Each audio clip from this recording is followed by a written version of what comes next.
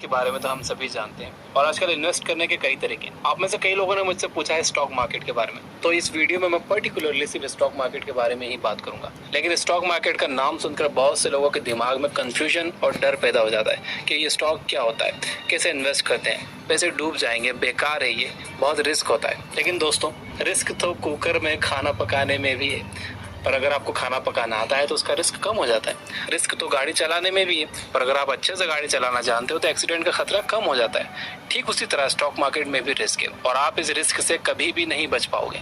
लेकिन अगर आपके पास सही नॉलेज है तो आप इस रिस्क को काफी हद तक कम कर सकते हो। इसके बाद बहुत से लोगों का मानना है कि स्टॉक मार्केट एक जुआ है। हाँ, अगर आपको इसके बारे में कुछ नहीं पता और फिर भी आप उसमें इन्वेस्ट किए जा रहे हो तो ये आपके लिए एक जुआ ही है। आपको यह समझना होगा कि रिस्क में और कैलकुलेटेड रिस्क में फर्क होता है। आपको स्टॉक मार्केट में कैलकुलेटेड रिस्क लेना होगा।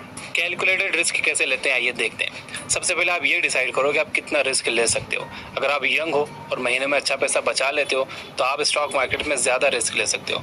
लेकिन अगर आप 60 साल के हो तो आपको कम रिस्क लेना होगा। साथ ही आप ये देखो कि आप जो रिस्क ले रहे हो उस पर आपको कितना प्रॉफिट मिल रहा है। अगर आपको फायदा सिर्फ 5 रुपए का हो रहा है लेकिन 20 रुपए का नुकसान होने का चांस है तो आपको इस तरह के इन्वेस्टमेंट नहीं करना चाहिए।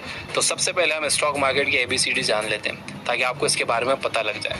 हर कंपनी को ग्रो करने के लिए पैसे चाहिए होते हैं। कंपनी के फाउंडर के पास अगर पैसे हैं तो खुद के पैसे उसमें लगा सकता है, कुछ अमीर लोगों को मनाकर उनसे अपनी कंपनी में इन्वेस्ट करवा सकता है या फिर पब्लिक फंडिंग के जरिए पैसे ला सकता है।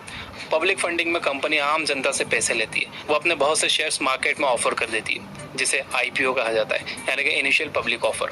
फिर आम लोग इस शेयर को उस IPO के जरिए खरीदते हैं और कंपनी के हिस्सेदार बन जाते हैं। इस तरह से कंपनी को ग्रो करने के लिए पैसे मिल जाते हैं। एग्जाम्पल के लिए अगर एक कंपनी की कीमत 3 करोड़ है और उसने अपने 3 लाख शेयर्स निकाले तो उसके हर एक शेयर की कीमत होगी 100 रुपए।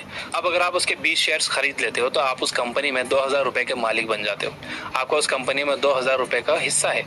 इसी हिस्से को शेयर कहते हैं और अब आप उस कंपनी के शेयर होल्डर बन चुके हो। इसके बाद अगर वो कंपनी फ्यूचर में ग्रो करके 6 करोड़ की हो जाती है तो उसके एक शेयर की कीमत 100 रुपए से बढ़कर 200 रुपए हो जाएगी।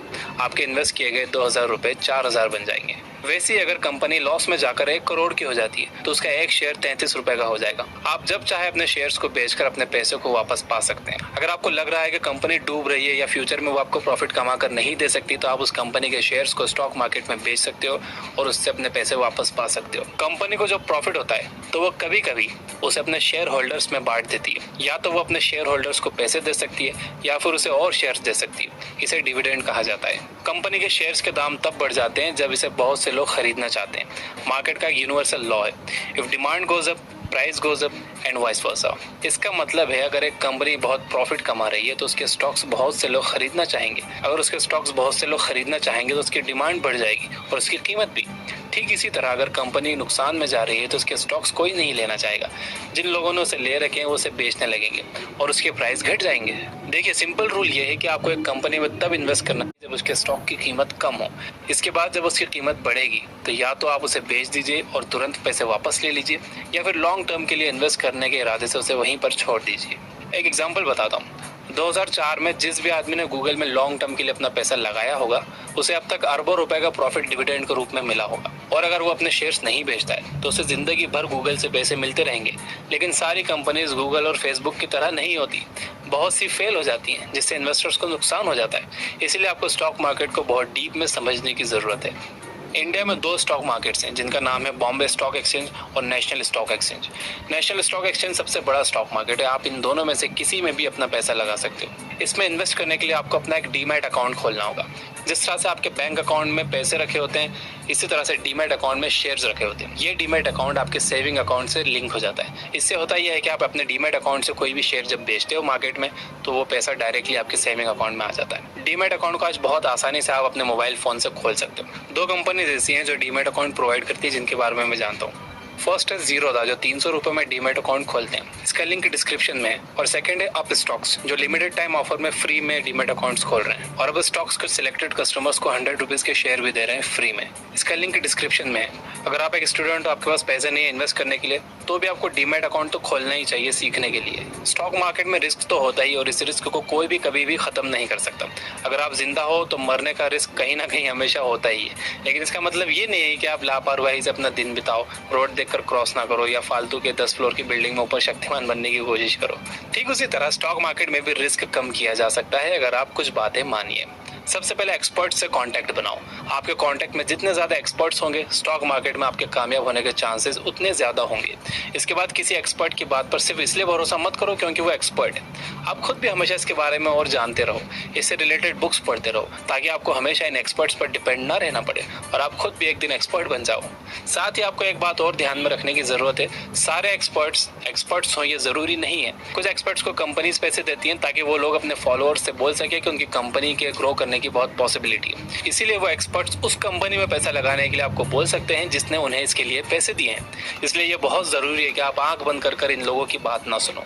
एक स्टॉक मार्केट एक्सपर्ट है जो टेलीग्राम चैनल चलाते हैं, जो बिगिनर्स को मार्केट के बारे में बताते हैं, उनकी हेल्प करते हैं। उनका लिंक मैंने डिस्क्रिप्शन में दे रखा है। दूसरी बात जो आपको ध्यान में रखनी चाहिए वो ये कि किसी भी कंपनी में इन्वेस्ट करने से पहले उसका बैकग्राउंड जरूर चेक करो।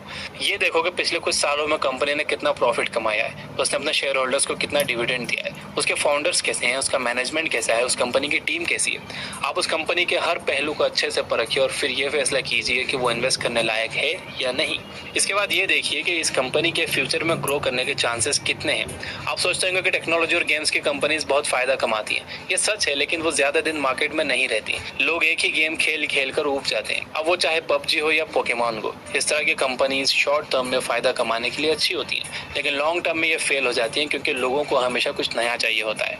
ज्यादा फायदा कमाने के लिए आपको एक कंपनी में लॉन्ग टर्म के लिए इन्वेस्ट करना होगा, लेकिन अगर आप शॉर्ट टर्म में पैसा लगाना चाहते हो तो उसमें भी कोई बुराई नहीं है, बस आपको उसमें फायदा कम होगा या हो सकता है नुकसान हो जाए। अगर आपको वाकई एक दिन वॉरेन बफेट और राकेश झुनझुनवाला की तरह एक बड़ा इन्वेस्टर बनना है और आप स्टॉक मार्केट को एक करियर की तरह चुनना चाहते हो, तो ये जरूरी है कि आप इसमें एक्सपर्ट बनो। स्टॉक मार्केट का कॉन्सेप्ट सिर्फ इस वीडियो में खत्म नहीं होता, ये बहुत बड़ा सब्जेक्ट है। अगर आपको इससे रिलेटेड बुक्स पढ़नी है तो आप ये किताबें पढ़ सकते हो। The intelligent investor, the wealth of common sense, the Falcon method, the most important thing. इसके अलावा ये याद रखिए कि शुरुआत में आपसे गलतियां होंगी, आपको इन गलतियों से सीखना होगा। अगर आप सिर्फ पार्ट टाइम में स्टॉक मार्केट में इन्वेस्ट करना चाहते हो तो आप सिंपली म्यूचुअल फंड्स के जरिए ये काम कर सकते हो, जिस पर मैंने एक पहले वीडियो बनाई है। तो दोस्तों ये थी वो बातें स्टॉक मार्केट के बारे में बता दी है।